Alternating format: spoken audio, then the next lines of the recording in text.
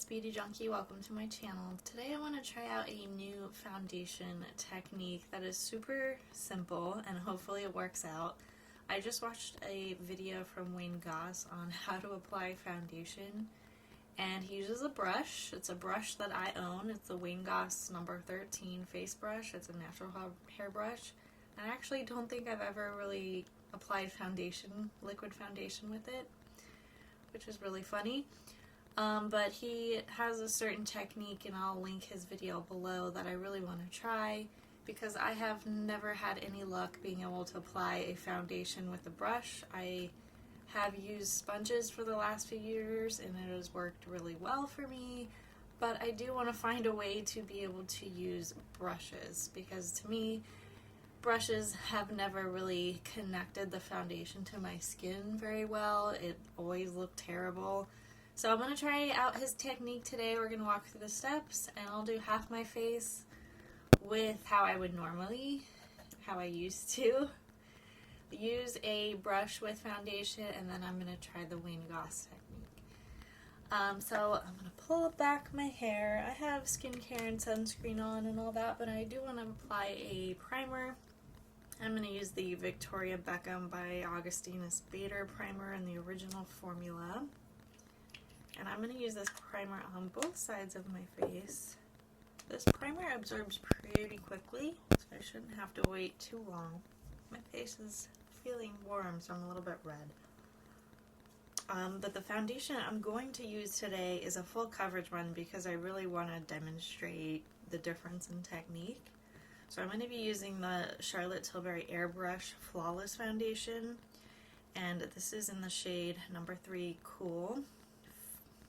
Yeah, just number 3 Cool. And I'm going to apply one pump, which is what Wayne Goss suggests to do, onto my palette. You can put it on the back of your hand if you want. But this foundation a little goes a long way anyway, so I probably don't need much more than a pump. So I'm going to do, let's see, right side of my face with the new technique, left side with the old. So I'll go ahead and start with the old technique, which is, and he talks about this, literally dumping your brush into the product directly and then putting it on the face. So I'm going to do that. Just kind of tap it in, and you see all the product on there, and then I would just kind of paint it on, literally like this.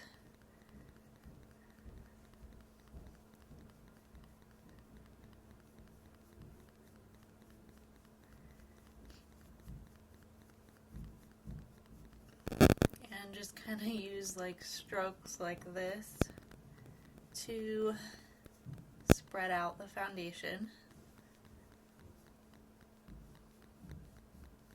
And for me,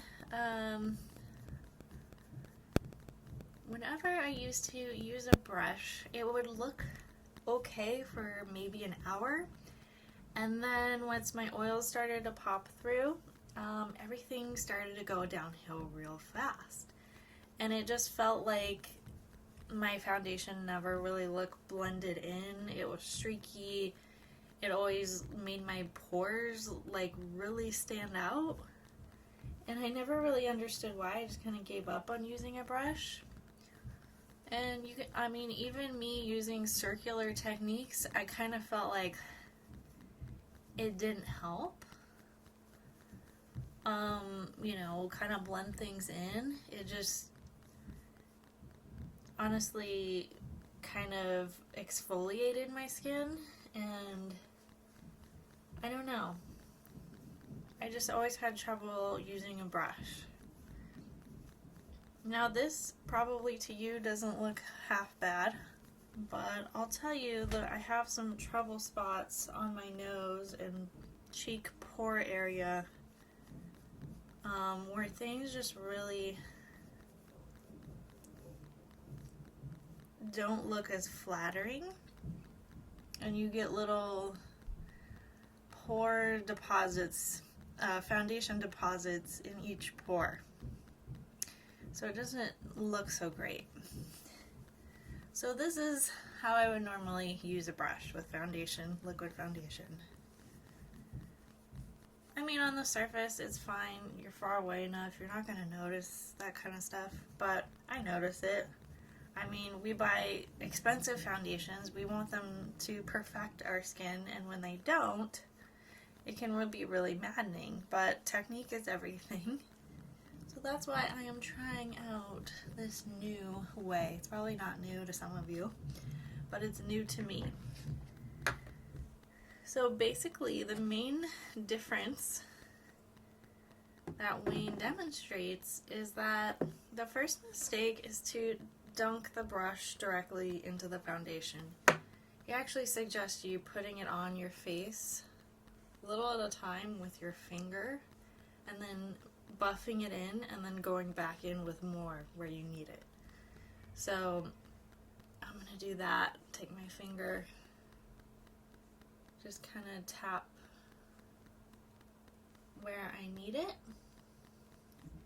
and just not really use a whole lot at first. And he said it's gonna feel really dry, and you just go in with your brush with the foundation directly on your face. And he says it's not gonna be streaky, and it's due to you really using a lot less foundation than you would with the technique I showed on this side. And I think that makes sense. I mean, you're building it up slowly. He talks about when you have too much foundation, everything sort of slips and slides around, and there's not enough grip for all the product to go to. I mean, I can already tell this looks...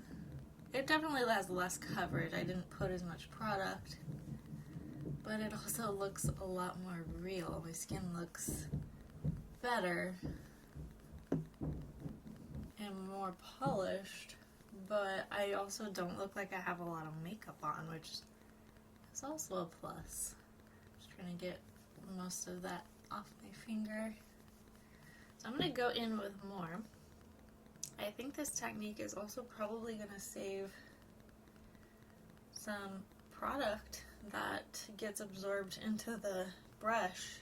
Might save some money on not using your product up as quickly. Well, he does say if you have dry skin, this may not work for you because of the exfoliating effect of using the brush in a circular motion on the skin. It kind of picks up those dry patches and lifts them. So this may not work for everyone.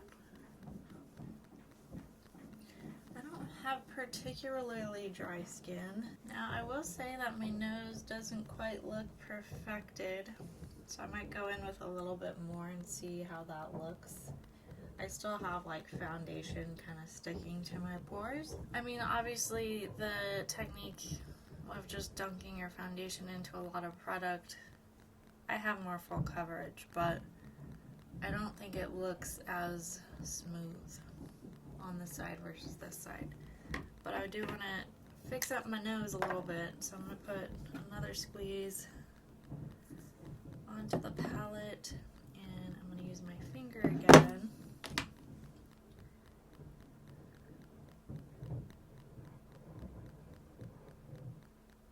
Still a little bit red. So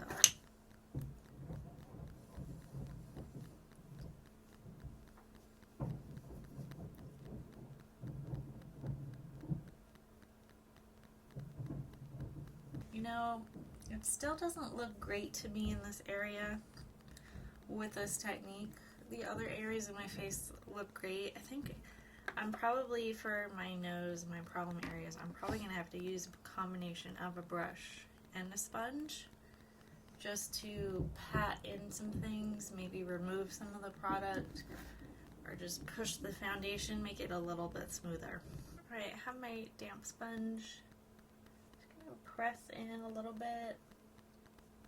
I think I put a little bit too much foundation, and now I'm just, yeah, you know what, I think I'm just gonna try this again and use the sponge to blend this in.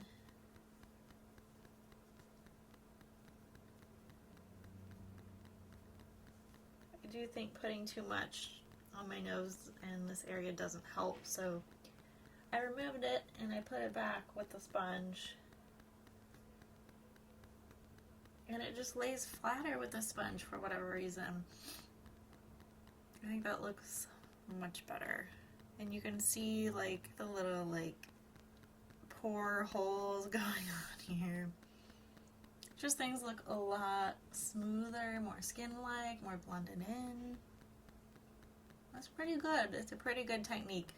Doesn't work completely on all areas of my face that well, like this area right here, but I got it to work with the sponge. So not completely foolproof for me, but it's pretty dang good. Definitely a better result than this side for sure.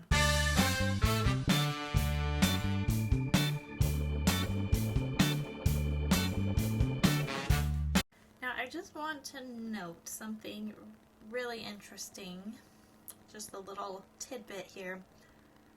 Because I use a lot less and I really, buffed it in, blended it in, it doesn't feel as wet, and I feel like I don't need powder. Now I get shine, I would put powder anyway, but I feel like I don't really need as much as this side, which feels a bit dewier, a bit like I need powder even more, if that makes sense. And I think powder will definitely make this side look better, but this side looks great without it, which doesn't always happen, especially with a full coverage foundation. Sometimes you need something to kind of blur things out. It can be hard to, in my opinion, to really perfect full coverage foundation because you're really trying to cover every blemish, every piece of redness, whereas like lighter foundations, you're really just wanting to even out your skin tone. You're not looking to achieve layers and layers of coverage and perfection and like perfectly, perfect skin. It's not really what that, but with full coverage, it's just a different look. So I think it's interesting. I feel like I could last longer without powder on this side. So just a note. Interesting. Let me know what you guys do. Do you like using a brush?